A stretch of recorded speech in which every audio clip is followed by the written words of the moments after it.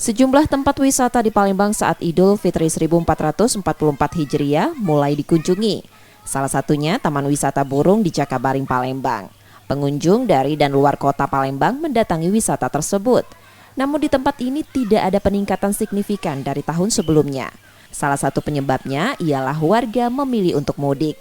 Pengelola mengatakan satwa yang paling banyak dikunjungi burung dan iguana karena satwa tersebut bisa diajak bermain. Suka di satwa yang mana nih? Di dalam burung parkit, karena di dalam sini itu bisa langsung berinteraksi dengan hewan, bisa langsung kasih makan burung. Anak-anak pun suka sama burung parkit karena sudah jinak. Untuk rata-rata pengunjung ini membawa anak-anak?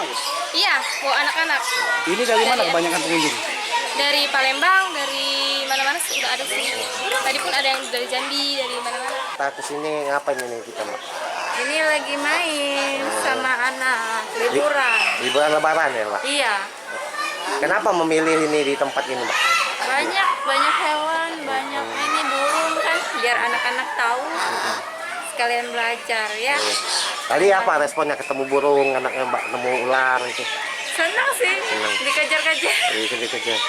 Takut nggak tadi anaknya, Mbak? Ada yang takut. Apa? Kuda. Hewan apa? Kuda? Iya, dia kaget mungkin, masih kecil kan. Warga yang berkunjung di tempat wisata ini karena tiket masuk terjangkau dan bisa berinteraksi dengan berbagai satwa. Yudi Kiswanto, Kompas TV, Palembang, Sumatera Selatan.